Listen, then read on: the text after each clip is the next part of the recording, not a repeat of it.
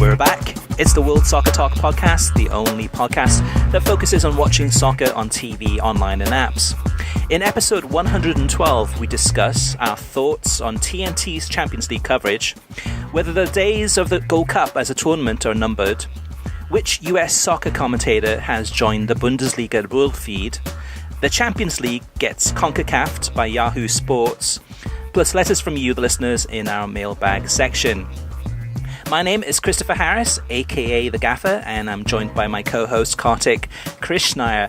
Now, what makes us do this podcast and every week? For me, and also working on World Soccer Talk, the website 7 days a week, it's two reasons really. One is to make it as easy as possible to find out how, when and where to watch soccer on US TV and online.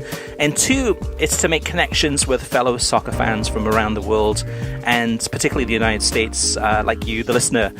For me, my family, and Kartik, we eat, live and breathe soccer 7 days a week, 365 days a year, and that is no exaggeration. So in the past, I've had opportunities to work for Fox Sports and NBC, but I honestly wouldn't swap any of those gigs for this one right here. I love it so much, and I love connecting with you, the listeners. So thank you for listening, and for those who've never listened before, we dive deep into the soccer media industry, talking about the games that we love, talking about some of the changes that are happening in the industry in terms of television options, streaming options, as well as some of the politics. Some of the politics are things that are driving changes in the sport, and as a result of those politics, oftentimes we, the soccer fans, things change all the time. Now, Kartik, talking about change, I'm not sure if you had a chance this past week to watch TNT's Champions League coverage, and if you saw or thought about any changes that you witnessed this past week. Yeah, I think there was a lot of back to basics, Chris, for TNT in terms of just cold hard analysis. More look at tactics, the features, like the EA Sports feature made more sense because that corresponds to Bleacher Report Live and TBS. They didn't really talk about TBS, but TBS will be showing some of those esports competitions with FIFA later in the year. I thought it was less clunky. It was more consistent. The post-match show on Wednesday in particular, which I will admit I just watched because I had it's all kinds of U.S. domestic soccer stuff to deal with on Wednesday and on Tuesday, for that matter. I thought was actually pretty good. Steve Nash hosting. They were all in one location. That was a big part of, I think, maybe it being less clunky. And there was more of a focus on analysis, kind of breaking down what happened in certain moments in a match, and I thought that was quite good, and that Steve Nash had a good week. Maurice Adu, he's now going by on TNT, had a good week, and Tim Howard as usual was good. Now this presenter role between Nash and Kate Abdo, there were a couple. Kate Abdo was better this week, but there were a couple. Still little awkward moments with her hosting. I think maybe trying to be too light, maybe too casual. Nash seems to be getting the presenter thing down, but he still also has those sort of moments. But it was much better. I was pleased with TNT this week. I thought that they took to heart the critiques maybe on this show and from a lot of fans on social media and in other mediums in the last week, and quickly tweaked and made adjustments, which is very different than Fox. One other note, comparing them to Fox, that post-game show on Wednesday, the Tuesday one was pretty good too, but the post-game show on Wednesday was delved into the kind of analysis you would really never get on Fox after a round of 16 tie, or in terms of the way they broke down Manchester City and Schalke and the way they broke down the Atleti, the two late goals for Atleti against Juventus. So I think having the full block of a half an hour for the post game, and then now locating everybody in the same place has elevated them beyond what Fox gave us in the 9 years they broadcast this competition. Yeah, it's been a roller coaster of a ride, Kartik, watching the Champions League on TNT this season. I mean, last podcast we were talking about, I was kind of saying to the point of, I've almost given up on watching the pre-game show just because it was so bad. And up until now, I think TNT has been trying too hard to be different. This week, they went back to the basics and showed a lot of promise, really, that focuses on what they're good at, which centers around the tactical analysis from people such as Stu Holden. Both Tuesdays and Wednesdays broadcast went straight into with the tactical analysis, and it was non-stop tactical analysis. It almost felt like they took the training wheels off Stu Holden and said, okay, Stu, do your thing. And it was really good. It was some really great insights, some good discussions between Mo and Tim Howard and Steve Nash. You mean a couple of tiny flubs, but for the most part, it was really, really good. On the highs, the one studio makes so much of a difference. This week, they went to La La Land, to Los Angeles, and recorded both the Tuesday and Wednesday shows from Los Angeles. That was not a result of this podcast, I'm told. It was more something that had been in the plannings for quite a while in terms of having those folks in the LA area anyway, so they went ahead and did it there. But it was so much better. It was completely different in terms of, the chemistry was better. There wasn't the awkward switching back and forth. It felt like more of a real good show. Stu Holden on Wednesday, the hosting, I thought did really, really, really well. And this is no offense to Kate, but I didn't really miss her on the set on Wednesday. Stu, I thought, held his own and did a really good combo between hosting, but also giving his tactical analysis. The transitions were really good. I think some of his best work was this week. The one part, Kartik, that I must say, which was completely floored me, was the best tactical breakdown I've ever seen. Honestly, I've ever seen on a tactics board. And this is before the Liverpool-Bayern game. And this was by Stu Holden, where he got up from the seat and went over to the tactics virtual board and went ahead and looked at Bayern and Liverpool and how they were matching up. And a lot of the one-on-one matchups between the players and kind of the main parts of the pitch where there were going to be the real battles that would determine this game. And I thought he did an outstanding job at that. I thought that was absolutely amazing. Weston McKennie, they had the interview with him pre-match on Wednesday. That was great. We had post-match interviews with managers and players. The one with Raheem Sterling on Wednesday was great. And also the E-League segments, the FIFA video game segments, I thought were fun. All in all, what a difference a week makes. But a few of the lows, there were some technical issues with the Fernando Perez segment on Tuesday, and that's always one of our favorites. This one was, the audio went out, and they had the music playing in the background. That was unfortunate.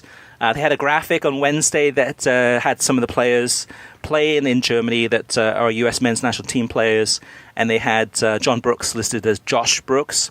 So that's kind of an embarrassing mistake there. The biggest low for me was the Greg Berhalter interview with Steve Nash asking a question about basketball. I think Steve was trying to be funny, but it didn't come off that well.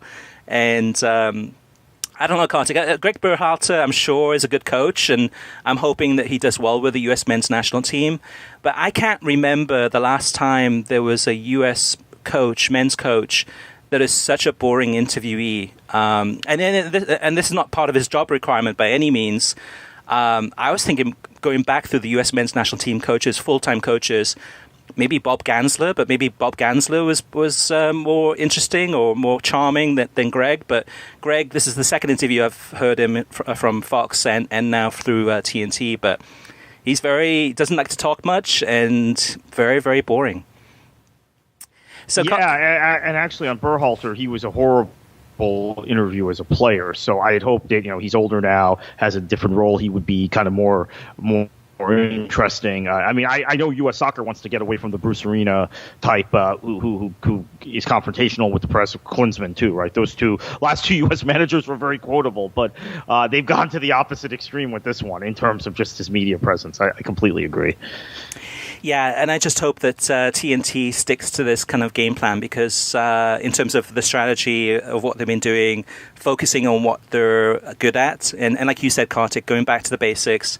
But what a difference this week compared to last week. Now, I know you've had a busy week, Kartik, in terms of the kind of getting ready for the domestic league, as well as a lot of things happening kind of locally here in the Fort Lauderdale area in terms of soccer. Any other games or any other broadcasts that stood out for you from this past week, or did you have a match of the week that you saw? Well, I only watched two other matches this week, which outside the Champions League, which were the Dortmund Augsburg game and the Schalke. Schalke was in the Champions League, and the Chelsea Manchester United game. That match was actually fairly entertaining. Martin Tyler and Stuart Robson were calling it. I miss Stuart Robson on Premier League broadcasts. You hear him on Champions League. You occasionally hear him on Bundesliga matches. You occasionally hear him on the world feed for Serie A matches. If you catch the right one, you catch the right Bundesliga match. FA Cup, League Cup, you never hear him on the Premier League anymore. I think that is a huge loss for the league. I know when I tweeted that, Chris, lot of anger. He continues to be an incredibly polarizing figure. I mean, you and I talked about this years ago with NBC even, and we talked about it with other people in the business about how he just seems to conjure up emotions on both sides. But I think it's a pretty big miss for the Premier League, and thoroughly enjoyed his commentary, and the pairing with Martin Tyler is very good. Yeah, Stuart Robson, it's one of those things that you would think that by now a lot of Arsenal fans would forgive him or give him, say, hey, okay, that was fine. That was like during the Wenger years, and a lot of the things that Stuart Robson said were accurate. There were definitely the criticisms of Arsenal under Wenger. If you're an Arsenal fan, kind of a true-blooded Arsenal fan, yeah, those are going to hurt. Those are going to sting. But to me, he was right. And to me, just even outside of the whole Arsenal thing, he is one of the best co-commentators in the business. Gets a lot of work from around the world, but not a lot of Premier League matches, hardly any Premier League matches. And like you said, Kartik, we get to hear him on whether it's FA Cup or Serie A, Major League Soccer. If you're in England watching some of the games on Sky, you name it. Pretty much, and the World Cups, of course. Does a lot of work for ESPN in the United States. Pretty much everywhere and anywhere except for the Premier League, and it's such a shame. But at least here in the US, we get to listen to him quite often. Whichever league you watch, except for the Premier League. Yeah, he actually does some MLS games when he comes over also. Yeah. So he does, for whatever reason, I don't know if Premier League Productions has taken a decision because of all of the negative comments from Arsenal fans and a few others, or if there's something else there. But for whatever reason, the league that he probably is most connected to is the league he doesn't call matches from. It's bizarre. Yeah, and it might be one of those things, kind of an old boys club too, where he's burnt a bridge for whatever reason within the Premier League or within kind of the world feed there, and maybe that's why they're resisting having him commentate games that have nothing to do with Arsenal, which is, again, yeah, it is perplexing, but yeah. As far as match of the week, Kartik, out of all the games I watched, so my kids. Actually, two of my kids were playing travel soccer in the Western Cup in South Florida. So between the entire weekend, I think we had about 8 games being played, or actually 7 games played, so it's running all over the place. But I did get a chance to watch a lot of the FA Cup. It was a pretty uneventful FA Cup weekend, except for the Chelsea-Man United first half. It was really entertaining, as well as the Swansea-Brentford second half. It was really entertaining. But other than that, the FA Cup was a bit of a miss, which is okay. It's not meant to be... they're not playing the games for entertainment. They're playing the games to win. But the match for me, which was my standout match of the week, was Schalke against Manchester City. This one was not on TNT. It was on Galavision or BR Live. But what a great game. I mean, Tony Jones and Ray Houghton commentating. This game had everything from controversial calls, referee mistakes. You had VAR. You had a great comeback from Manchester City. And, of course, a beautiful free kick by Leroy Sané against his old team Schalke. Which, by the way, I have to mention, and I didn't do this on Twitter. I'm trying to be good about this. I missed because of BR Live. So I'm sitting at my desk. I just come out of a meeting where the game was actually on in the background on Galavision. It came back to my desk. I had my iPad, and BR Live froze. And then I tried to reactivate it, couldn't. Tried to log out of it, had the same problem. Finally, it resolved itself 3 or 4 minutes later, and I saw the score was 2-2. Now, it did hold then through the Sterling goal, so that was fine. But just there seems to be technical problems with Bleacher Report Live, with BR Live, that pop up from time to time at kind of random in random times that I just don't have with the ESPN Plus thing. Now, I've heard other people have issues with ESPN Plus at times. I've heard people even have problems with DAZN, which surprises me because I think they have a pretty high-end technology. NBC I've had problems with NBC Sports Gold as much as BR Live, so it's not to pick on BR Live. They're not the only ones. But it was just the worst time. Yeah, it's nature of the beast, unfortunately, and it's one of those things that. So I was watching BR Live, and I was watching the game at the same time that you were, in a different location, of course. And for me, I had no problems with the video, so the stream was okay. Not to say that. I mean, there's so many different variables. It could be, and it could be. It could be internet connections. It could be this. I mean, but overall, kind of over the past year, I would agree, Kartik, in terms of I've had issues too with BR Live kind of freezing, and I'm trying to figure out, okay, what's going on? Like, is it me? Is it the internet? Is it my browser? Is it? I mean, there's so many different things that could happen or be causing that. But that's definitely unfortunate. It never fails, though, too. When things like that do happen, it seems to happen at the most inopportune time, where you're like, a player's breaking down the wing. It looks like he's going to cross the ball in for a goal, and then it buffers. Or or freezes, whatever it may be. But I hate that. All right, well, we want to welcome back our advertiser, SeatGeek, who is back for 2019 to sponsor the World Soccer Talk podcast. Getting tickets online can be far too complicated with hundreds of sites and varying levels of reliability. It's hard to know who to trust. That's why SeatGeek is the way to go. SeatGeek helps pull millions of tickets into one place so you can easily find the seats you want for the price you're willing to pay. There's nothing quite like being there in person, and SeatGeek will get you closer to the action for a great value. Now, SeatGeek is designed to make your ticket buying experience easier than ever by searching multiple ticket sites and grading every ticket based on value. SeatGeek helps you immediately identify the best seats that fit your budget. Plus, every purchase is fully guaranteed, so you can shop for tickets on SeatGeek with confidence. Make SeatGeek your go-to ticket source for everything from sports and concerts to comedy and theatre. Now, I actually have the SeatGeek app on my phone, and it's by far the easiest way I've found to shop for tickets. This past week, I used the actual SeatGeek app to look for tickets to a concert in Miami near me. Duran were in concert. Don't mock me. I'm a big Duran fan from the 80s. They still got it, and they're still touring. And they're still releasing albums, but don't hold that against me. But I used it to go ahead and kind of check that out. And it's really an easy app to use to look for tickets and to find some great deals. So best of all, my listeners get $10 off their first SeatGeek purchase.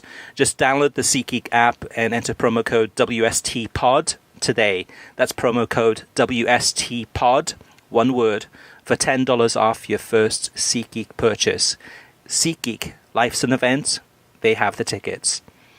All right, Kartik, let's move on to TV streaming news, and this is a big one.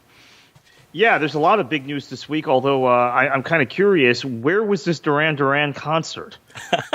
At the Jackie Gleason Theater in Miami Beach, next to the convention, at the Fillmore, right there on the convention center.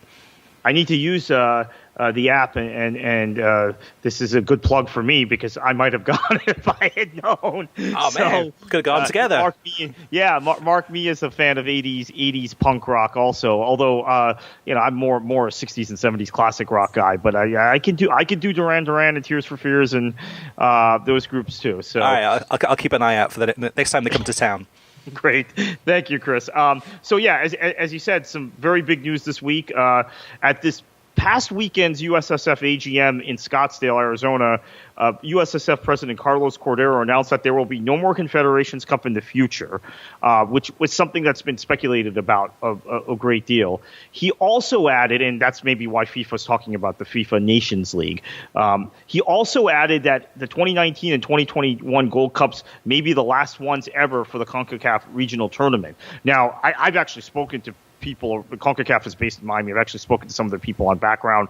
They were stunned by this. I can't express in how many words how shocked they were that Cordero stepped out on and said this. Now, they've given a formal response. I'll read that and I'll give you a little more explanation from what I've learned. Their formal response was, following recent media reports, CONCACAF clarifies that it is fully committed to the CONCACAF Gold Cup and confirms the 2019, 2021, and 2023 editions are part of the FIFA calendar. Additionally, once the new FIFA calendar is produced after 2023, CONCACAF will continue organizing the pinnacle event of our confederation.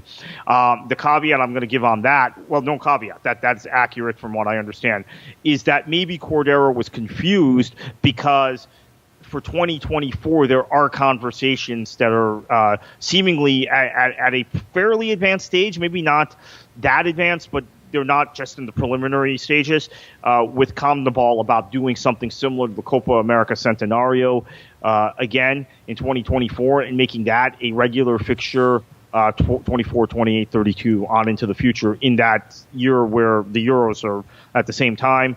That year where the Gold Cup is not played and Copa America, the traditional Copa America is not played, some sort of new tournament. It would not be called Copa America. It would be something co-branded with both confederations, making very clear it's a continental or a hemispheric championship.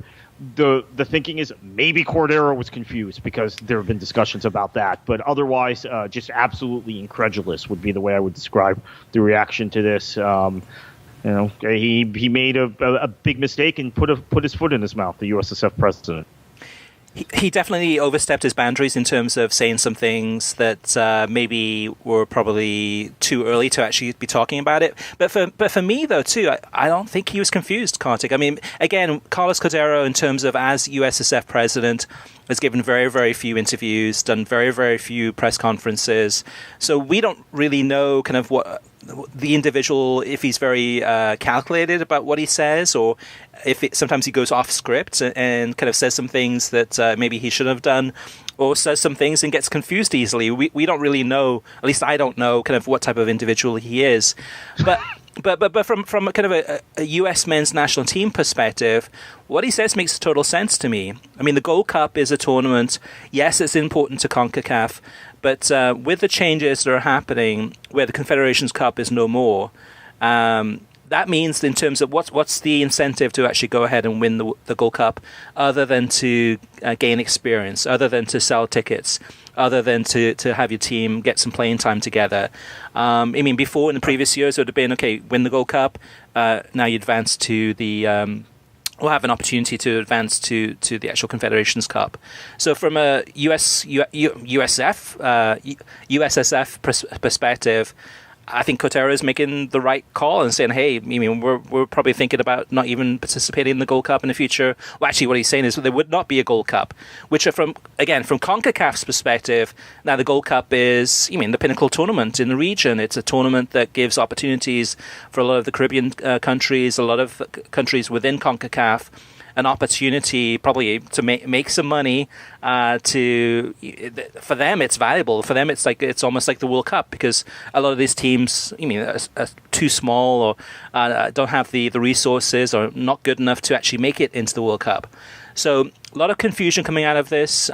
Instead of the Confederations Cup, there will be an intercontinental playoffs to decide the final countries to advance to the 48 World Cup tournaments, presumably starting in 2022, if FIFA approves the 48 World Cup proposal next month at the FIFA Council. So there's a lot to take in here, Kartik, but to me, I think the Gold Cup will go on, whether the US men's national team decides to be a part of that. And if they do become a part of that, maybe do they play a C team? Do they really put any effort into this one? We'll have to wait and see. What I would say, one more thing to add to this is that if I'm Fox, Sports or I'm Univision, I'm extremely upset at Cordero in terms of saying some of these remarks because, they have the rights to the Gold Cup. In many ways, to me, it devalues the why watch. It devalues the summer's Gold Cup. Why tune in and watch this one, and why get into it, and why get passionate about it if you know that effectively it's meaningless. Yeah. So. Another point on this, what you mentioned about Cordero is absolutely correct.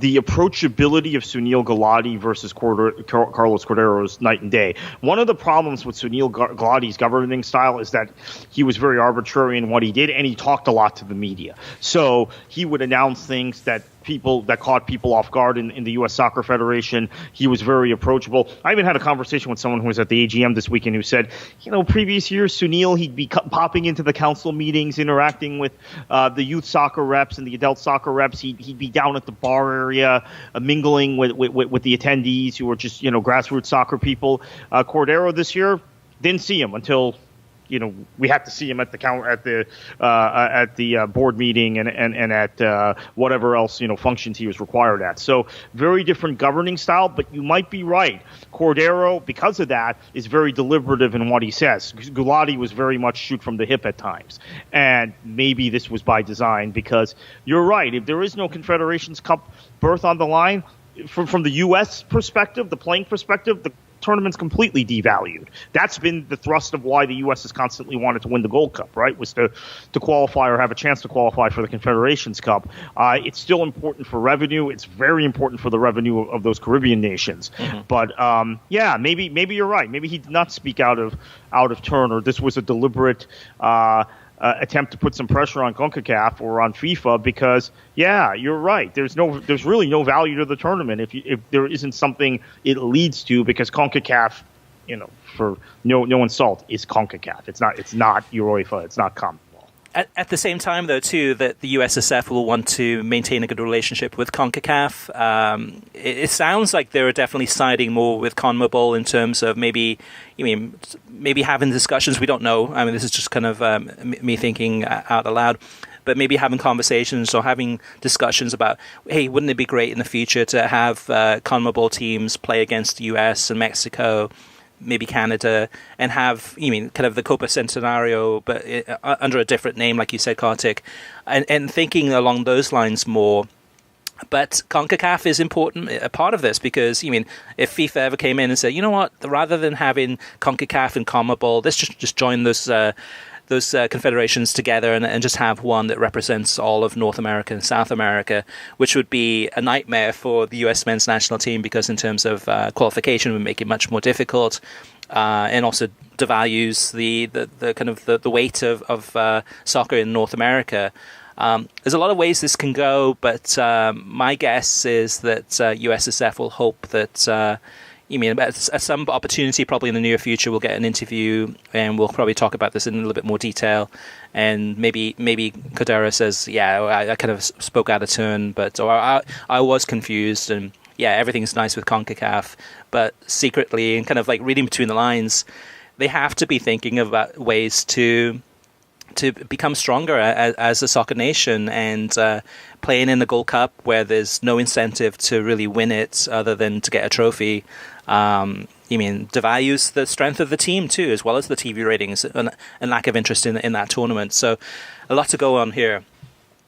Now, Kartik, a story that we've been talking about for a few weeks, covering off and on as developments happen, is the whole story about this pirate network in Saudi Arabia called Be Out Q, which is streaming all of the sports from that come out of Qatar from beIN Sports. So everything from soccer, you name it, any major soccer league in the world, to Olympics, to golf, you name it.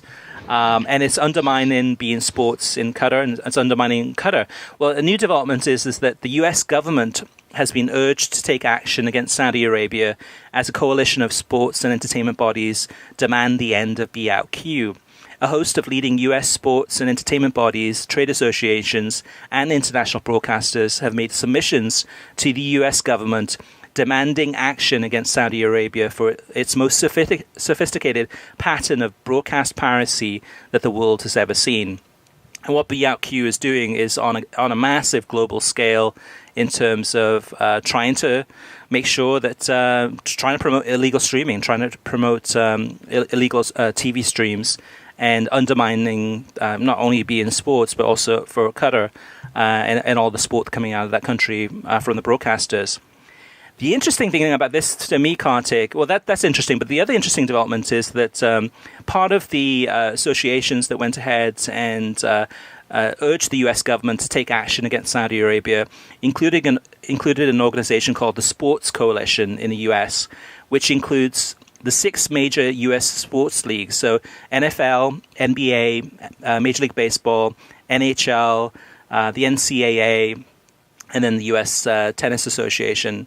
The one league that's not included in this and is not a member of the Sports Coalition is MLS, which is strange that you got all these major leagues from around the world, from the U.S., all these major leagues from the U.S., and they have joined the Sports Coalition and going out hard against Saudi Arabia in this case and BOutQ and filing this with the U.S. government, but MLS is not one of them, which I find very, very strange.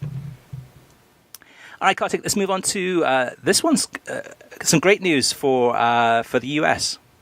Yeah, Ian Joy has joined the Bundesliga World Feed analyst rotation. He made his debut on the World Feed this past weekend of Saturday's Hertha Berlin-Werder Bremen match, as well as Sunday's broadcast of Bayer Leverkusen and Fortuna Dusseldorf that was shown live on Fox Soccer Plus. Joy traveled to Germany to call the games from stadiums to a worldwide audience, including the U.S. audience when they pick up the World Feed. Quite honestly, this will be hit or miss with Fox viewers because in many cases Fox broadcaster has their commentators in L.A. speaking, broadcasting, and does not carry the World Feed. So beware of that. Yeah, but a great appointment for Ian Joy, and congratulations on getting that role, which is going to be great. I think it's going to help him considerably, and he's a fantastic co-commentator too. So bad news for Dish Network, who lost 334,000 TV subscribers in the fourth quarter of 2018. This was the same quarter that Dish dropped Univision Deportes Network from its channel lineup. When asked why there was such a huge drop-off in subscribers, Dish mentioned Univision Deportes Network as a significant factor, as well as losing HBO. The fourth quarter loss of 334,000 subscribers follows a similar loss in the Q3, when 367,000 additional subscribers left the cable, the satellite TV provider. And if matters couldn't get any worse for Dish, the Dish CEO, Erik Carlson, said that he wouldn't advise investors that the company is done experiencing customer loss due to the Univision networks. So it looks like there's going to be more subscribers leaving that network because of no soccer and no Univision there. So Univision projects it will account for more than half of all soccer viewership in the US in 2019, regardless of language, which just goes to show not just the amount of soccer Univision shows, but in terms of the viewership that it gets for everything from Liga MX to Bundesliga to MLS, etc. And despite all of this, Dish Network continues to stubbornly refuse to add Univision Deportes Network back to its programming, which is absolutely insane. All right, Kartik, some more big news? Yeah, we have a lot of broadcast news in the U.S., interestingly, this week. One, the CONCACAF Champions League English language rights have gone to Yahoo Sports Streaming, and that already started with the matches on Tuesday and Wednesday in the CONCACAF Champions League. And my understanding from CONCACAF is that they're very happy with that it gives them a bigger window and more exposure. ESPN Plus has picked up USL League One, which is the new Division III league that is being run by USL, who also runs the championship, the second division league, and one of the fourth division leagues in the country, USL League Two. It's actually one of two third divisions in the league. We've just had a new one sanctioned this week. Also some news about NWSL that we'll get to in a few minutes, but just as a preface to that, they will also be on Yahoo Sports this week, this year, and I believe there may have been one or two other soccer moves by Yahoo Sports in the last few weeks. We'll find that out and obviously report on it next week. Yeah, Yahoo Sports, from what I've heard this week, they've had quite a few issues with streaming, with just buffering or not working, or kind of a buggy app. I didn't get a chance to test it out and watch it, but that's what I heard. In regards to other streaming news, the Chilean League and the Chilean Cup have moved. So they were previously through Fanatis in the United States, and now they have been acquired by DAZN. So another couple of rights there that DAZN have picked up. They also have the J League as well as the Asian Champions League. And Kartik, some more news? Yeah, so that NWSL issue I teased a few minutes ago, they have ended their partnership with A&E Networks, who were also an equity partner in the league. And the matches will no longer be on Lifetime this season. And although Lifetime will remain as a sleeve sponsor for the league, that's, I think, that's just a way to see this thing out. It was a 3-year deal, Chris, and only 2 years were fulfilled. I don't want to get into it. It's kind of extraneous to the media thing, although now maybe it applies to the media thing. There has been all kinds of intrigue within NWSL this offseason. Lots of just things happening within the league. The league is still going to play this season, thankfully, but there's strife among owners, really kind of questions about the direction of the league, U.S. Soccer's commitment to the league, et cetera, and it's a World Cup year in the women's game. So none of this is good. For now, the NWSL will appear on Yahoo Sports. That's what they announced as a result of this A&E partnership breaking off. Our friend Jonathan Tannenwald, Philly Inquirer, reports that they might be in negotiations with a couple other networks for a showcase match, much like they had on Lifetime. But for now, off television, NWSL Media will continue to operate. That was a collaboration between A&E and NWSL, but now that's going to be totally in-house with NWSL, and they will be on Yahoo and not on Lifetime. So a big change, and quite frankly, not a good change from where I'm sitting. Yeah, lots of open questions about that, Kartik. And again, NWSL in a transition year in terms of broadcasting. Hopefully it's for the best. So last item in the news section is La Liga chief Javier Tebas has emerged as a contender for the Premier League chairman role to succeed Richard Scudamore. This one comes as a surprise. Just because Tebas, although he's accomplished a lot, is very volatile, very outspoken, not the type of individual you would imagine at the Premier League, so we'll have to wait and see. Next section is TV ratings, Chris, and we don't have that much data for this week. Obviously, the FA Cup matches were on ESPN Plus, so that doesn't register, and don't have many other telecasts to look at. But 453K last week for Manchester United PSG on TNT. I believe that's the highest number they've had on TNT thus far for the Champions League, and 271,000 for Spurs Dortmund. That was last Wednesday on TNT. Yeah, and we'll have all of the numbers either this week or next week, but there were some big numbers from Liga MX, but we don't have them ready right now, but we should have them today, and we'll post those again either this week or next week on worldsoccertalk.com. Listener mailbag. We've got a ton of letters this week, so thank you everyone who sent these in. First up is from JP. He says, great podcast last week, maybe the best since I started listening this summer while trying to find any developments on the US rights for Serie A. First off, TNT, I'm at work during the Champions League games, so I've never seen their pre-game. However, often get home in time for the post-game and just want to see the second half highlights I missed during the commute. That's it. Instead, we get inane banter. When they actually do show highlights, they're almost always talking among themselves instead of setting up the clip. With beIN Sports no longer showing the extra on Tuesday through Thursday because of scheduling conflicts, we're missing a great source of highlights and analysis on Champions League days. Can you ask your contacts at beIN to have a 10 p.m. edition on those days? It doesn't even have to be live. So before I go on to read JP's second point, two things on that. One is that I believe the studio that beIN Sports uses during the week, so kind of the Tuesday through Thursday, is being used by somebody else, so they don't have access to that studio. But what I would recommend is ESPN FC.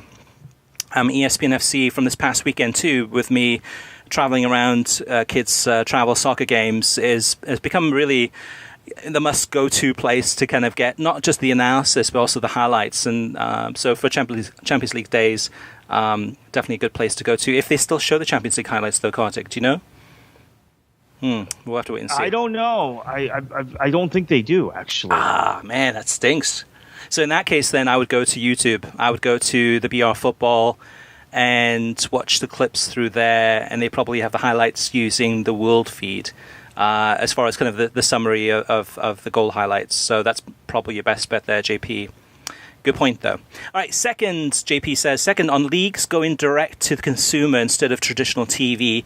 I like this if the price point is attractive, but if all the leagues go their own way, it will become very expensive for fans like myself who like to sample multiple leagues per weekend, which is 4 leagues per weekend that he watches, and then choose the most attractive fixtures.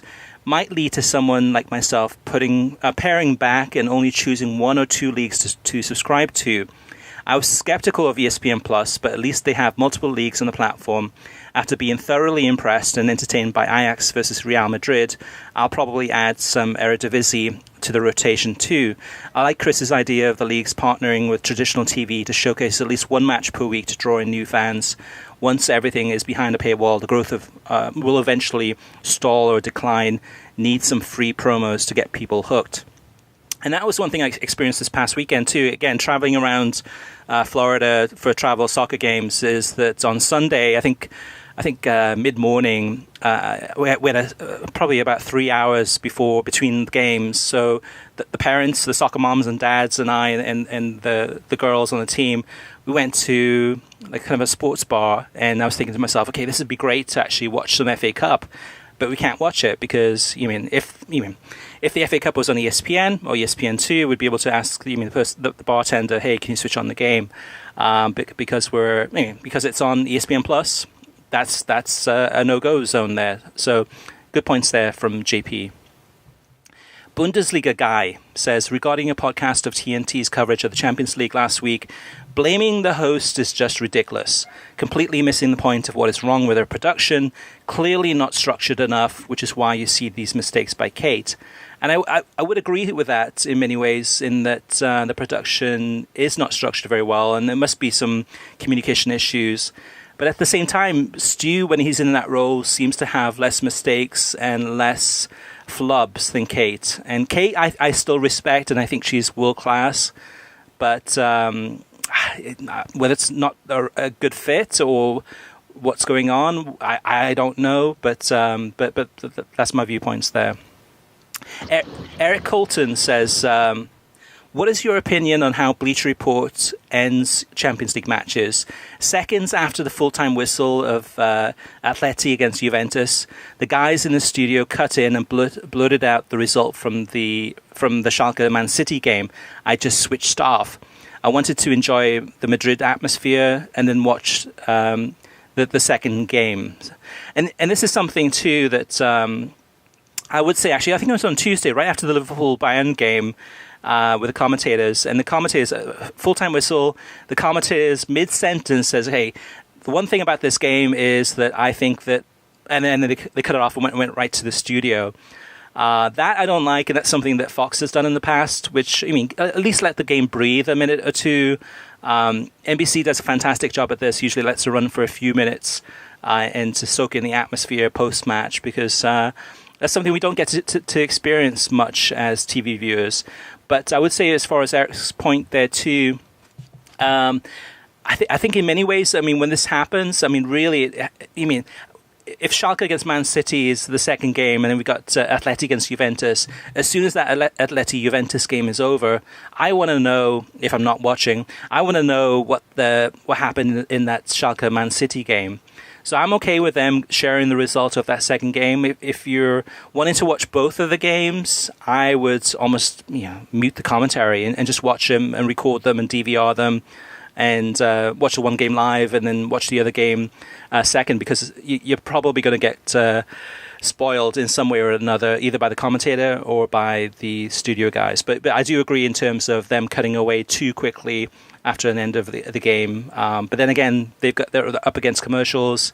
They got to move pretty fast. So I see both sides with that. Monty says, EPL will never be the Netflix of soccer. ESPN Plus on their way with multiple leagues, lots of matches.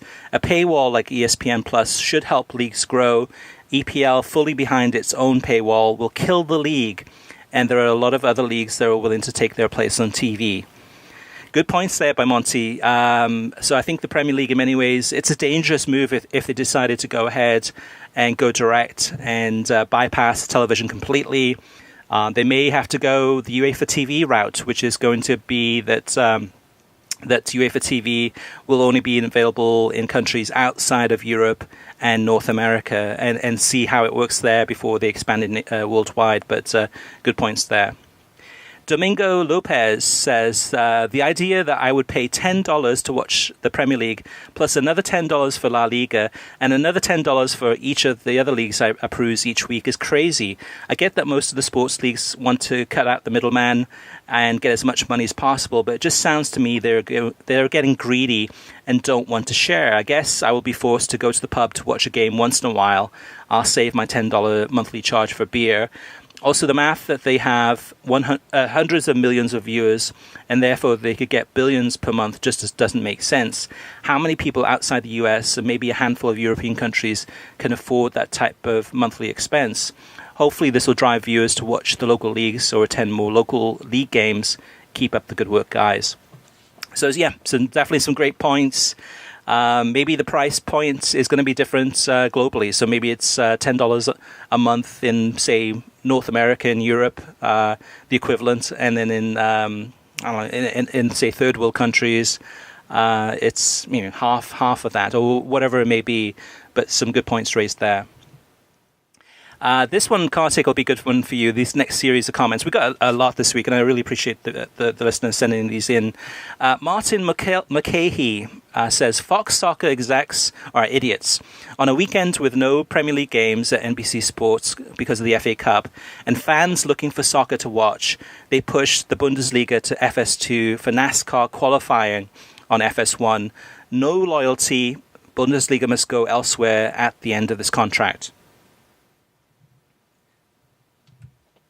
Yeah, look, it's very frustrating. I totally get that, and I'm frustrated by it. I'm upset that the Bundesliga is moving around. It's usually now on FS2 more than FS1. These past 2 weekends have been terrible. I also have to acknowledge the ratings just aren't very good. Now, if that's a matter of them not promoting the product adequately, never being committed to it, etc., they're just and I think, my opinion is the Bundesliga is a comparable product to the Premier League, and in fact, in many cases, it's better. I now personally, it's a toss-up whether I'm watching a Bundesliga match in that 9:30 a.m., 10 a.m. time slot Eastern time, or a Premier League match. It's also a toss-up 12:30 p.m. Eastern time whether I'm watching the Bundesliga match or the Premier League match. But for others, they've just settled on the Premier League. Is that a matter of NBC versus Fox? Yeah, that probably plays into it, but I think there's just other issues which have hurt the ratings, and Fox is not terribly committed to the product. I also think partly because they've lost the Champions League and they've lost the FA Cup, and they're basically out of the European club game now, that this is just a leftover that they're not that interested in, unfortunately. But I agree, the Bundesliga has to go somewhere else in their next deal in the U.S. Even if it takes the league off of television and it's just behind a streaming paywall, that will still be better for the people who love that league in this country. So Toby Schubacher says, I haven't watched too much Bundesliga this year, but is it now normal to have no pregame and no halftime studio show? Fox Sports cut part of its canned show before the game, amateurish. No studio canned shows. Why would I watch this over NBC Sports Gold on a normal weekend again? Craig Shapiro says, not only is Frankfurt against Mönchengladbach on FS2 this past Sunday, but Fox Soccer didn't even have pre-game whatsoever for this monumental top half of the table clash. They're truly mailing it in at this point, such a shame. Beaver B-Ban says, I'm not into apps or streaming.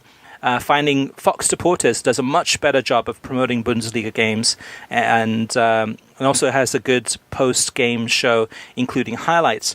Much better than FS1 or FS2. My Spanish is limited, but I like what Deportes does. I'm glad that FS2 shows the weekly Bundesliga league highlight show. So some good feedback there from some upset fans of German soccer, rightly so. Tim Keane says, I took your advice and subscribed to ESPN Plus. There's a lot of content. As a Watford fan, I could follow our related team Udinese, which was fun. But a lot of the stuff is really of little interest to most people, although I did watch some cricket. The most annoying thing I found is that you can't start watching the game while it's in progress. If you don't start watching it at the beginning, you have to wait until the end to make sure it hasn't gone into extra time. Unlike I use my DVR, I can go back and watch the beginning of the game whatever time I start to watch it. Or perhaps I'm technically challenged and I don't know how to do it, which could well be the case. I found that very annoying and I cancelled my subscription. Kartik, I don't think this is true, though. I mean, from what I've experienced with ESPN Plus, sometimes I've joined a game, especially sometimes the championship games where I'm just behind about 10 minutes, join the game and it's starting live and I can go back to the beginning of the broadcast. I'm wondering in Tim's case whether it may be in terms of what device he's using to watch it on. But from what I've experienced, I've been able to fast forward to live if I want to, or go ahead and watch it from the minute it is live onwards, or go back. I haven't had an issue with that. Have you? No, in fact, the QPR West Brom match, which was this past week, but didn't mention it earlier in the show, but I was able to pause it and then come back half an hour later. So I guess it depends, and that was on an iPad. So it depends what device you're using or what maybe operating system if you're updated or not. I guess. I mean, I don't know. I think each device is different. Maybe. Yeah. It could be user error, Tim. I mean, no offense, but yeah, if you need any help with that, just reach out by email. I'll be more than glad to help you out if you can tell me more about which device you're using and see if I can help you there. Robert Hay Jr. says, Kartik, this is a question for you. He says, based on the World Soccer Talk conversation, Kartik, do you think that Don Garber leveraged the Premier League search for a new chairman, or should I take off my tinfoil hat? And for those listeners who don't know, Don Garber signed a new deal this week to continue as the MLS commissioner, I think for another 3 years. So he's going to be around through the next TV deal, which is going to be the biggest thing from Major League Soccer's perspective in terms of shaping the future of the league.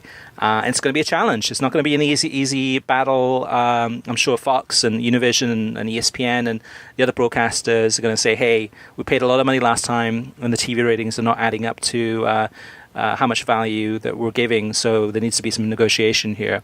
But Kartik, going back to Robert's question, do you think that Don Garber may have leveraged the search for a chairman or not? I think it's very possible. I don't know if it's likely, but I'd say probably. The timing is pretty coincidental, right? I mean, the timing is kind of interesting. In the same week that it's the biggest story in terms of the chairman race for the Premier League that he announces a new deal. I don't think anyone caught on to that though, but Robert did, so hats off to Robert there. John Average Geek says, I listened to the ESPN radio show. A guy was reporting on the Alliance, this new football league, and he said he only watched it because he was at home and it was on, and there was nothing else on, basically. And John says, if only US soccer leagues could figure that out. Nick says, I had some questions regarding two tournaments. For the Asian Cup, DAZN was announced as the rights holder right before the semi-finals of the tournament. Was this a case of no one bidding beforehand, or were negotiations that intense that it came down to securing the rights with only 3 matches to go? Surely DAZN would have wanted to get their money's worth by securing the rights months before the tournament began to be able to market their streaming service and get people to subscribe. Seems silly from both sides that it came to that. So that's Nick's first point, and before we move on to the second point or question, we don't know. I would hazard a guess, or an educated guess. is that no one picked up the rights. No one seemed to be interested, and DAZN came in late into this and said, hey, you mean with this Asian Cup, are the rights available? Yes. How much? That much? That's it? Okay, yeah, we'll take it. I don't think there's a lot of demand for that tournament. In the past, I believe, I'm trying to remember who had it. It's been on a couple of streaming services in the US in the past, very, very niche streaming services, and it's one that there's very little demand. DAZN was probably the only company that came in that was interested, and they probably came in, kind of midstream and said, okay, hey, we'll stream the semifinals on, and for a nominal fee. That's my educated guess on that one. And then Nick goes on to say, I was wondering if there is any news about the English language rights for the Copa America this summer. I see that Telemundo has secured the rights, which will be a great fallback. But I'm holding out hope that someone like NBCSN or ESPN Plus will pick up the broadcasting rights as well. Any idea if this might happen? Thanks so much. So what I do know is that there, according to one of my sources, there has been interest from ESPN. And presumably it would be ESPN Plus that might be the one that would be interested within the ESPN network, because at the same time that the Copa America is on, you also have the Women's World Cup and you also have the Gold Cup. So the Women's World Cup is going to be on Fox. You got the Copa America. The Gold Cup, which is also on Fox, as well as the Spanish language broadcasters. And this summer, the Copa America is going to get kind of lost in the shuffle. So, yes, you got Telemundo on the Spanish side, but on the English language side, I would believe that ESPN is probably the front runner. But at the same time, there might be some interest from DAZN or somebody else in this one. Last but not least, the last question from the listeners. It's Derek, and he says, big fan of the podcast. I was wondering if you had plans to add the show to Spotify. I've been considering my podcast there for... Kartik, you okay? Yeah, condensing. Okay. I've been condensing my podcast there for... just making sure you weren't, losing breath there. I've been condensing my podcast there for easily listening, and I noticed yours wasn't on there yet. If not, no worries. Thanks for all you do. Well, Derek, great news for you and all the other listeners. The World Soccer Talk podcast is now on Spotify. So if you go into Spotify and type in World Soccer Talk, you'll find it there, and you can subscribe to it. We're also working to try to get us on Pandora too. So I think we're on pretty much every single podcast player that there is.